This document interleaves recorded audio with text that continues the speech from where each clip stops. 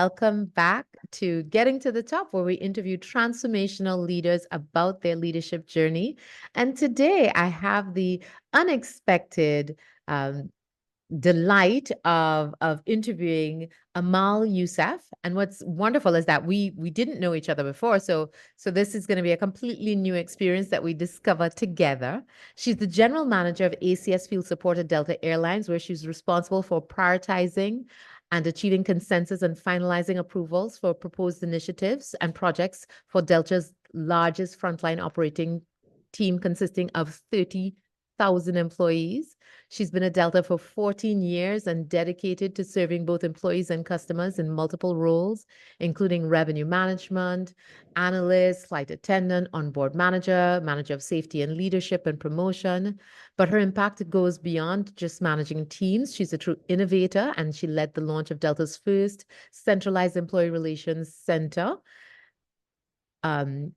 And she has a bachelor's degree in technical management and an MBA in global management. She's a seasoned business consultant and expert in strategic planning. Her talent in data visualization, which is chef's kiss. I love data visualization. It allows her to present business insights in compelling ways, and she's gotten a proven track record of success.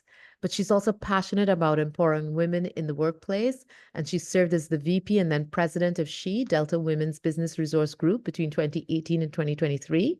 And she had strategies supporting hiring, development, and retention of the best women in the business. She's a well-rounded leader who not only excels in business, but uses her skills to make a positive impact in her community and to empower others.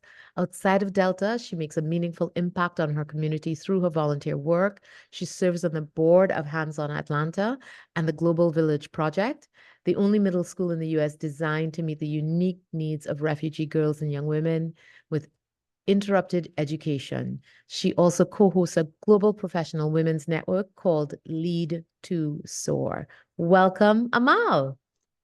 Thank you, Racquel. Thank you for the introduction. Happy to be here and happy to be joining you on this fantastic episode of your podcast. Thank you. So tell us about where it all started. I'm so interested to learn about your journey. Yeah, sure. So I'm originally from East Africa, from Somalia. I left Somalia when I was 9 because of the civil war, the breakout of the civil war. I have moved around, and I call myself a true global citizen of the world. So I've lived in the Middle East, in Egypt and Dubai, and sort of some countries in Europe. And then finally, the US became home almost, I would say, 24 years ago. Mhm. I am a businesswoman at heart. I have a passion for business and for new ideas and for thinking outside the box. So anything or anytime you tell me I can do something, that's probably what I'm going to be doing.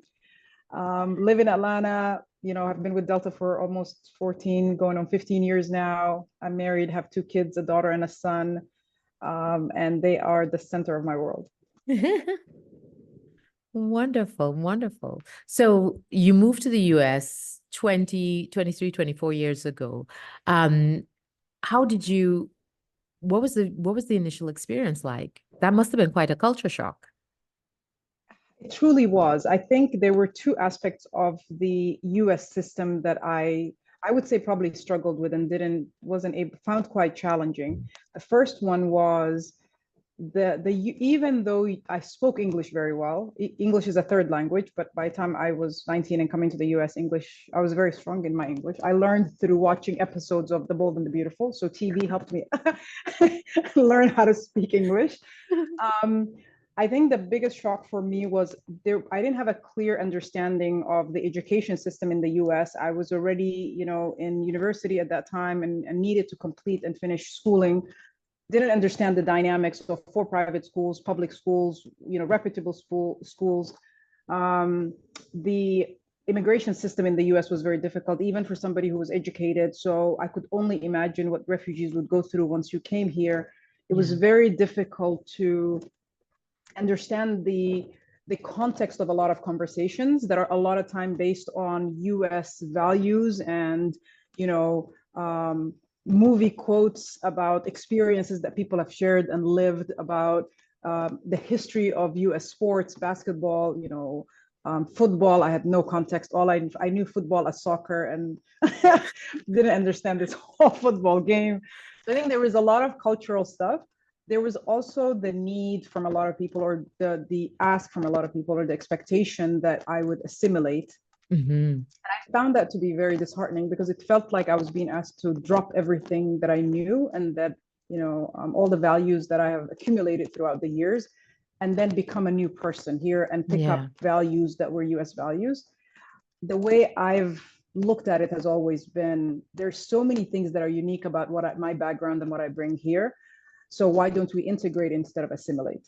Right? The Yeah. expectation should not be leave everything behind and start fresh. You start fresh because you already have a foundation, and then you take on everything that's great about America as you build your life here, I think. Brilliant. So when you came over, did you come over by yourself or did you come over with family? I came over by myself. I was Wow. supposed to complete school, and then there were some circumstances that made it then a difficult to go back home. I have a mother and who's in politics, has been in politics for over 25 years Mm. in Somalia, and I had a brother-in-law who was assassinated. So it became a difficult situation to go back to, and it was not safe to go back home. So I needed to come up with a plan B on what my life would look like in the future if I was not able to go back and make Somalia home again. Wow. So you've come here, they're calling football by the wrong name. And it's just, your English is good, very bold and beautiful, but it's different. And I went to the US, moved to the US a little bit younger than you. I was 16 at the time, but it was, I was living with my mom, so it was different. You've come over by yourself. So what's the first job? What's the first thing that you do that makes this place start to feel like home? So, believe it or not, my first real job, what I would call a real job, was with the International Rescue Committee as a resettlement and social services caseworker for resettling refugees. So, I supported the first wave of the lost boys of Sudan who were resettled in Clarkston, in Georgia, the first wave of Iraqis after the war. I think what I decided at the time was if I had this difficulty integrating into the US process, I wanted to be the helping hand for others who maybe did not have a fortunate background like I did, because I was able to get educated at least. Some of them were coming straight from a refugee camp. They've been in a refugee camp for 10, 15, 20 years, and they don't know any better. And the Yeah. expectation is that you come here and within 2 or 3 months, you stand on your feet, you're self-sufficient, you're applying for jobs and competing for jobs with people who have lived, in the US their whole lives. You need to Yeah. answer interview questions using the STAR method. I found that to be quite challenging. So what I decided to do is fill the blind spots and become the helping hand for others. I think when you leave home, especially under the circumstance of war, or if you're escaping persecution, there is always this feeling of survivor's guilt, is what I'm going to call it. Right? Yeah. You're the one Yeah. who left, and Yeah. while others didn't get that chance. So you don't have the option to fail. You have Mm. to succeed, and you have to find a way to forge it and to make it through. So I stumbled a couple of times. I fell a couple of times. I got back up. And what I thought was, instead of having others go through the same experiences I have, why don't I become the voice or maybe the pivot for them to say, I think you need to think about this differently, right? I think you Yeah. need to go to this school versus this school. Um, the first school I went to, I attended because they accepted all of my credits, transfer credits. Nice. Didn't realize it was a for-profit school and did not have a good reputation. Graduated with a 4.0 GPA, and then found out that nobody would hire me. Oh no. And I applied probably for hundreds of jobs with no response. And then one time, an HR manager told me it's because of the school that you came from. Like he said, I would take a 3.0 GPA from a for public school, and then a 4.0 from a for private school, specifically those ones. Ah, And at the time, it was very disheartening. I didn't of have anybody course. to tell me any better, right? I studied really hard and really focused on getting my grades to a 4.0. And at the time, I could have said, okay, I'm not I'm not cutting it. I'm just gonna do what I need to do. Instead, I decided to open my own business. Oh, My wow. mom, on top of being a politician, was a widely successful businesswoman. So I needed to prove to myself that I could, Mm-hmm. that I was smart. So I opened my first business, was a success in it, opened a second business and a third business. And before I came to Delta, probably by the time I think I was 24, 25, I had had three successful businesses that gave me economic stability. And they helped me prove to myself that I was good enough, even if my degree was not. What were the businesses?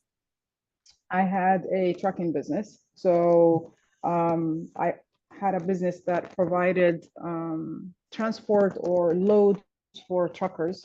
Second business was a wholesale business, clothing wholesale business. So we would bring clothing materials from Dubai and around the area in the Middle East and Africa to sell to shops here, and made that transition easy and seamless for them. And then the third one was a real estate investing company when the economy crashed in 2008, 2009. Mm-hmm. All right. So you're running these businesses and they're successful and you're how are you feeling about this experience in the US at that time? Because now you're calling your own shots. You would have built up, I'm assuming, a bit of community. You know, you're a bit shell shocked about what's happening with university and the degree. I think that would upset anybody because, you know, like this was context you just didn't have.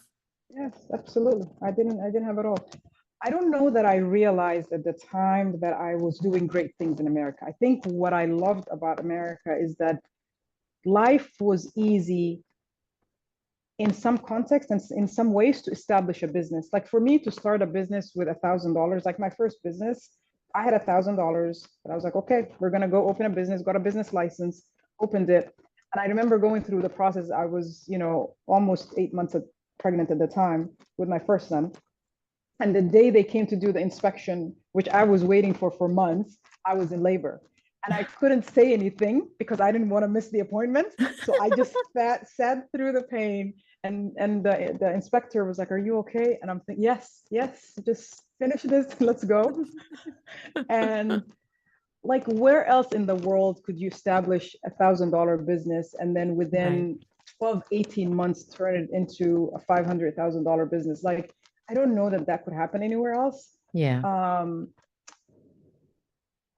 I appreciated that more than anything else, but I don't know that I thought about it at the time as, oh my God, I'm achieving all of my American dreams. I didn't even know I had American dreams at the time.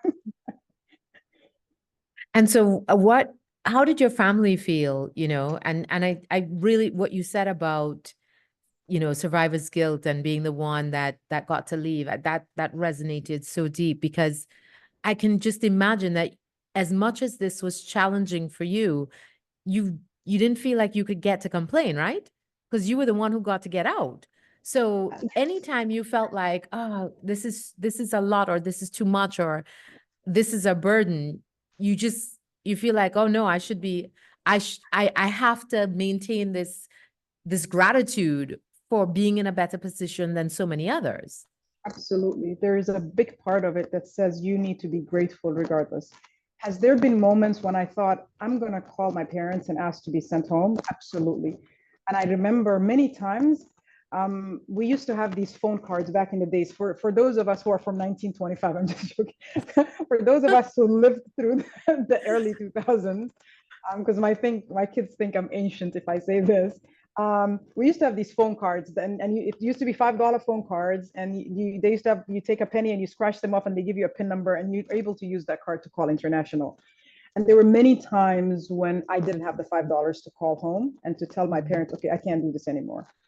Um, the one thing I think that stopped me and sort of gave me the push is I am the youngest of four children. I had led a very privileged life before coming to the US, and I consider myself to be very lucky, right? I've survived civil war when many didn't. I could not bring myself to call my parents and tell them that I was struggling. And my Yeah. concern was for them more than anybody else because what could they do for me? They can't come to the US. They can't, right? So I didn't want to put them in a position of worry. So I always told myself, don't make the call. You need to figure this out on your own. There was a time when I found myself on the street. I didn't have any help. And it is the feeling of being homeless is very true. And it's very scary. Like I could still, like 20, 25 years later, I can still feel the anxiety in my stomach when I think about that evening. Yeah. Again, other people helped me. I had helping hand, and the contrast I realized was in the US, you could build a life, but you could also lose that life in a day. Lose everything. Yeah. And how do you reconcile that? I think for me turned into, I'm going to work really hard and make sure that I have the foundations so that I can have a safety net that I fall back on in case of an emergency. But I'm also going to be a helping hand for others and be that person that saves somebody else maybe from becoming homeless or from, not having a job or not being able to take care of their family. Yeah. No, it's such, it's the highest highs and the lowest lows, right? And It it really can is.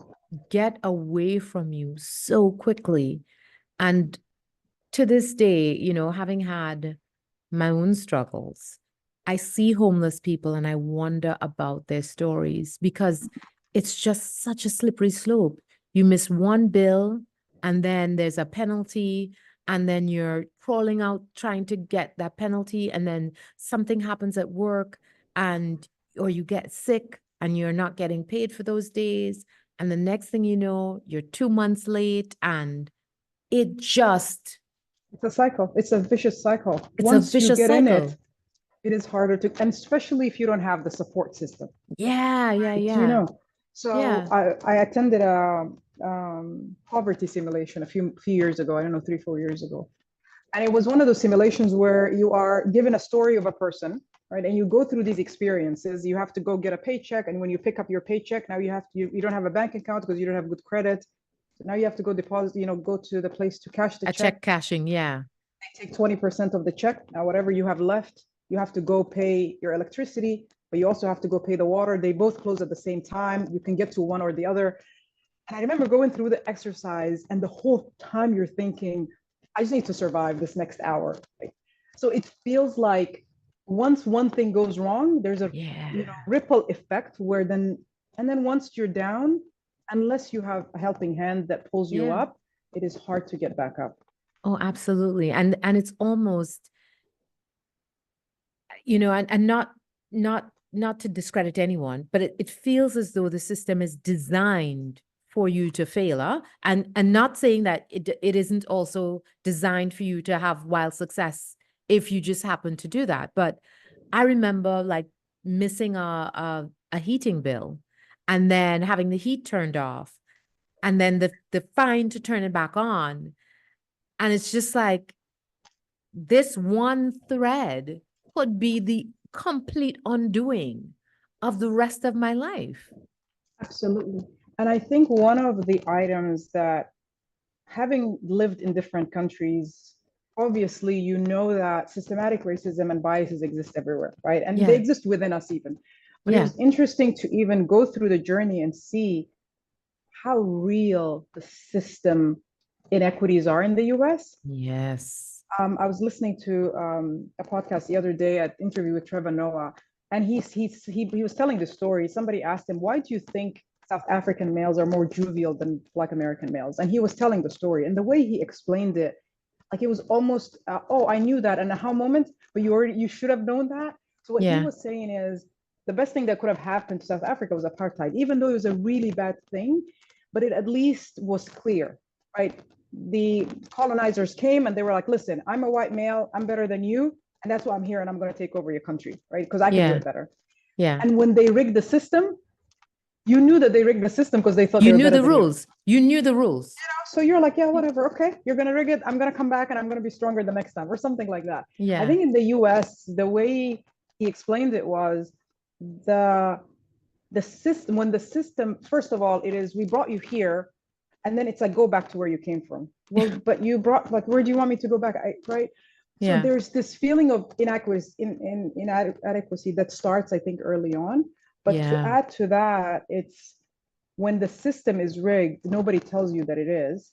Or And how? then you are made to feel that it is your fault because you're not good enough. And to Yeah. me, that's like the epitome of gaslighting, because I would apply for a job. Me and John apply for a job is what he says. And it's set up so that John gets the job. But they don't tell you that the system was set up so that it gives preference to John. What you're told is you need more executive presence. You need to be able to do this. So you go home thinking, oh my God, I have all of these things that I need to work on. And John won because I am not good enough. Yeah. Yeah. Yeah. And it reinforces the system, right? Because the best the best part of the system isn't what's done to you, it's what they make you do to yourself by convincing you that you're not good enough. Absolutely. Absolutely. So that was deeper than I thought we'd go, but I'm glad. So now so this is the point at which you apply to Delta. So, so I'm doing my businesses. I'm enjoying being an entrepreneur. My husband is also an entrepreneur. At some point with the two kids, we had to have a conversation about, okay, somebody needs to go in corporate. Somebody needs to be what we called at the time the serious career, right? Stable. We need medical insurance. We need 401k. We need retirement planning. Like, who's going to make the? And I remember we flipped a coin, and I was the chosen one. I was the blessed one, is what I'm going to call it. And I remember applying to Delta. I didn't, and at that point, like I said, I didn't believe that my bachelor's was worth anything. So I just applied with a high school diploma requirement, started as a seasonal employee in cargo. Um, and I remember going to the interview, and they were interviewing for a pet program, what we call the pet program, which is basically helping transport pets for customers. And Oh, I'm not an animal person at all. Like, sometimes that's why I say destiny is destiny. And I did not want to work for an airline, never thought I would work for an airline. Go to this interview, and the lady tells me, do you like dogs and cats? And I said, no, I don't. And I laughed, and she said, great, you're so funny. The job is yours. And I was thinking, I'm serious. Like, I can't. And I remember while I was doing my drug test, I'm talking to my husband and I'm saying, if I see a dog at work, I'm going to quit. So, like, for the first 6 months in that job, I always was thinking, okay, today is the last day. I'm going to go in today, and right, we're going to have a python in a box, and I'm not going to be able to do it. And I quit. Um, but interestingly enough, like the story, it's 15 years later now. Like, yes. now when I look back, and what's fascinating to me is I have had, when we were leaving Somalia, everybody was leaving Somalia. They looted Somali Airlines, right? People had the money to get out, they couldn't. My mom, being a businesswoman, saw the opportunity, decided to lease aircrafts from Djibouti, which is the neighboring country, and then she started transporting people in and out of Somalia. We called the airline Salama Airlines, which is peace. It means peace airlines. And I remember as a 9-year-old, my experiences were people bum rushing the airline. Everybody wants to get on. You can't take everybody. Leaving some people behind, families getting separated. You could hear the kids crying and the screaming. So to me, the airline was a story of separation. And Ah, especially later on when I leave and I have to leave my mom behind, I left my dad behind. I've always had this anxiety about the airlines, did not like airplanes, didn't like the sound of the airplanes because that's what you heard every morning in the midst of the gunshots. I didn't like the story that they were separating, at least the story that I told myself, that they separated me from my family and from my community. So to 15 years after I started at Delta to work for an airline whose mission is to connect the world. And for me to oh, be able to make those connections for people, to connect with the world, to connect with their people, to me, like, that is something that I would have never expected. It's not a yeah, career I planned on or expected to be in, but I'm happy and I'm blessed to be connecting the world. brilliant. So tell it, so you started in this in this pet transportation and I love it. Like not a pet person, like today's the day, every day, today's the day. That dog is gonna come around that corner and I'll be like, that's it, I'm out. I'm out. Peace. Every day for 6 months. So so then how do you get into the next role and the next role? Um, I think I treated every role I had as a small business. Okay. And I didn't have enough context, right? I work in cargo, but how does cargo fit into the bigger Delta picture? Right. So I had a lot of questions. So somebody would tell me, well, I think you need to go to the airport then if you're focused on, Delta running airport operations. So then my next role was in the airport as an agent. So I did ticketing in Atlanta, which is the biggest airport. And then I would ask questions and be like, but why are we booking this way? Who's the customer base? So then my manager would tell me, yeah, you ask a lot of questions. I think you need to go here. Okay, so this is the takeaway, people. Ask a lot of questions. Your manager will be tired and will be like, promote that person, promote that woman somewhere else.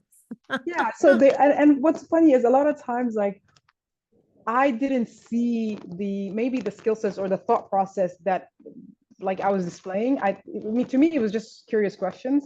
I think Yeah. the leaders then saw something in me where they were like, you know what, she needs to go here. Yeah. So eventually I would go from the airport. I got to revenue management.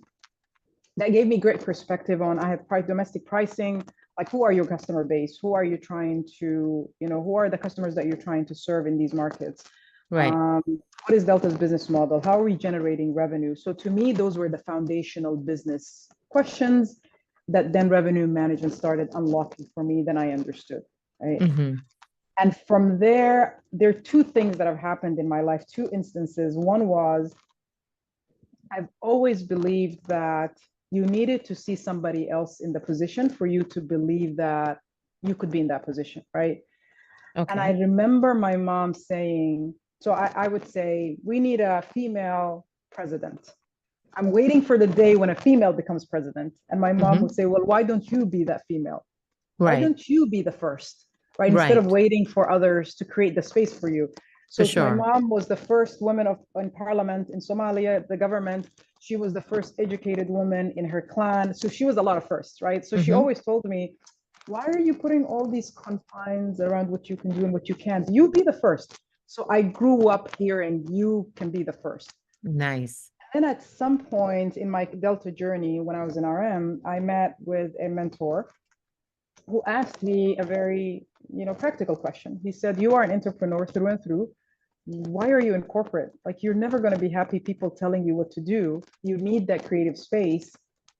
And I said, yeah, that is true. I didn't think about it that way. And I said, I blame it all on my husband because that flip of the coin didn't help me. I And lost the towing cost. right, I'm like, I made that sacrifice for this family. And he told me, maybe you have two options. He said, either you stay in Delta and you find positions that will allow you to be an entrepreneur, or Mm. he said you would need to go leave and then start your own business again and take that leap Mm-hmm. of faith. And what happened for the next probably 8 years, 9 years, is I saw a business need. Leaders knew about my reputation. Like, there was this big, there's this always conversation that happens about PI, performance, image, and exposure, right? It's how you perform. It is how your ability to speak about the language of the business. And this is great things that Susan also taught me. And finally, exposure, you being exposed to how leaders think at the next level. Right. So in 2015, in the middle of me trying to figure out who I want to be when I grow up, there were a lot of instances when I felt the need to change who I was to fit in. Mm-hmm. I listened to a TED talk by Susan Colantuno called The Missing 33% and the Advice Women Don't Receive. And it was eye-opening for me. And I was Yeah. like, oh my God, yes, that's like, I'm all about the business, all about the financial, strategic, and business acumen. Read through that. And I promise you, for the next probably 4 jobs that I've had, have been people tapping me on the shoulder to say, hey, we need to build this team. We want you to come in and do it. So revamped our, flight attendant hiring and onboarding process. And after that, somebody saw me there and said, oh my God, we're building this safety leadership promotion programs that have never existed before. We want you to come in and build it out. Beautiful. And then the more I did that, I enjoyed it. And I remember when my mentor told me that, my first inkling was, yeah, easy for you to say that I am somebody without a title and without, like, I cannot create my own positions. How do I do that? Right. And slowly, like, as I look back, I'm realizing every role after that conversation was a role where I created the opportunity. It's a role that never existed, right? When the safety role never existed. Today, one of the programs that we did was Safety Day. Safety Day continues to be an annual tradition at Delta. We just finished our 2024 one on June 5th. And to go out in the operation and to see that the impact of the day and something that I created has been profound. And then I went Yeah, to HR after that. And of course, all these conversations, when safety reaches out, I tell them, are you sure? Because again, I think as women, we doubt ourselves sometimes and we want to of course. check all the boxes, be at Yes. 100%. So I said, you want me to be the safety person? I don't use a crosswalk. I live on the edge. I'm a child of war.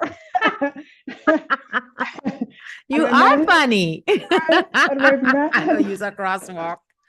and my manager was like, and she laughed and she said, yeah, you're going to have to use the crosswalk, but you can do this, right? You're a businesswoman, you can do this. And even when I came to HR, I told them, are you guys sure you want me to be in HR? Like, my assumption is when I sit with HR, I'm on the other side being interviewed of something bad that I probably did, right? Or something I said. And now, like, to be in front of that. And they told me, yes, you bring business perspective. That's what we want to hear. Come on. So a lot of times I think people saw something in me or they saw, a value in me that I didn't see in myself. And Yeah, I didn't believe in myself in that sense. but I think that's the challenge, right, with women. And I think that's why we have so few women, because we have to be found rather than being, putting ourselves up for it, right? So many of the women that I've interviewed who have been extraordinary women are like, yeah, somebody came and found me. And I think that there's a whole crop of incredible women sitting, waiting to be discovered. And you have to, if you are that woman sitting, looking around, like, will someone notice me and the wonderful work that I'm doing? I want you to do this for me. Do this. Put the hand up, put the hand up, put the hand up, put the hand up. Say me, pick me, put your Yes. hat, throw your hat in the race. There are so many things that you learn while doing and Yeah, taking a chance and being willing to, to learn on the go, and don't undervalue the experience that you've gotten through life and through all of the things that you've done. And I think because so many women are always very, very helpful, so somebody asks you mm-hmm. to help, you decide you're going to Absolutely. help, and you learn things in that process, and those are things that are applicable to the next thing that you're ready to do. Don't psych yourself out. Absolutely. And do not, you know, don't disqualify yourself from a race you haven't even started running. Yeah. Don't do it. Don't do it. Don't do it. I love it. I love it. The non-dog person working with working with the pets, and just, thinking, meeting with HR who want to hire you to do something and thinking you're in trouble. I love that one. I And love it's that one. always like that, right? You're always thinking, am I in the right seat? Like, why am I sitting here? And I say, listen, there's a reason why you're in that position, right? Yeah.